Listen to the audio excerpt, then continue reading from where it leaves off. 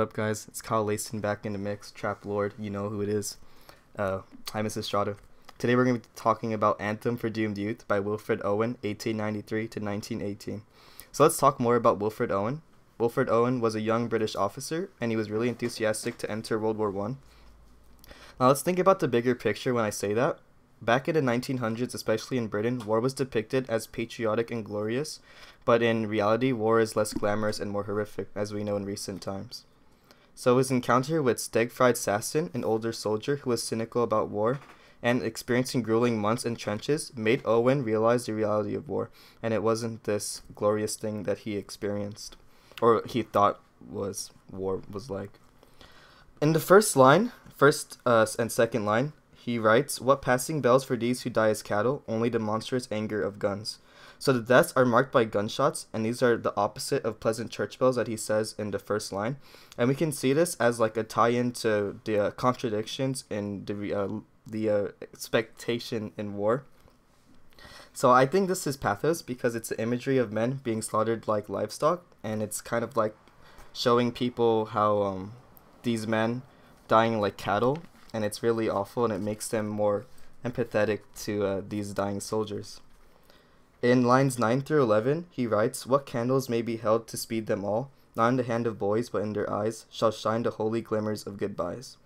I think this is duty to man, because he's saying how you can't really have any rituals or ceremonies to commemorate these fallen soldiers because they don't really do or help anything for the soldier because he's already dead.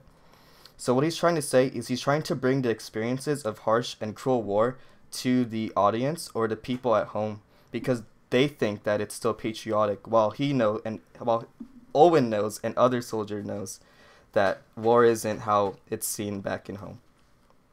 Thank you. The Pearl Harbor attack occurred on December 7, 1941.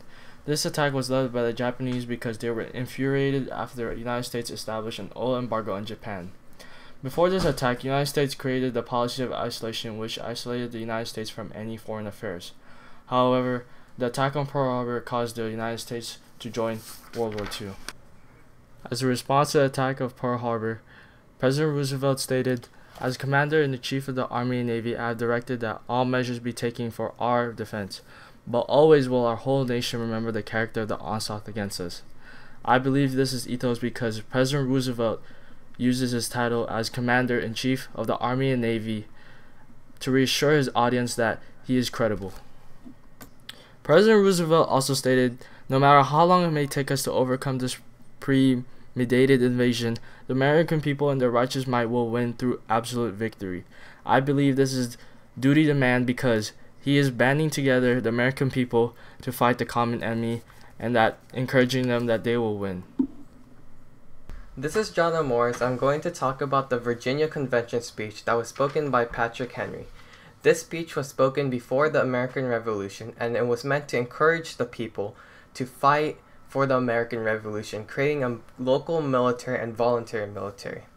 So this speech was using pathos because it was supposed to appeal to people's emotions. He did this by saying the words, "Give me liberty or give me death."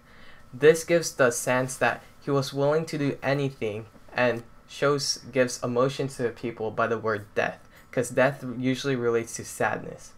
At the time, the British military was sending soldiers and troops to occupy the colonies to watch over them. This also shows the call to man, because when he says 3 million of people armed in the holy cause of liberty and in such a country as that which we possess are invincible by any force which our enemy can send against us. He's calling the people to create a militia because he knows that eventually at one point the people of Britain, the hierarchy, will send a military to send against them. And if they do not have the protective military, they will go down. Ultimately, he wants a military to gain their independence and sovereigns under the British Empire and become the United States of Americas instead of the 13 colonies under British rule. This is Sean Claren, and I will be talking about the Gettysburg Address by President Abraham Lincoln.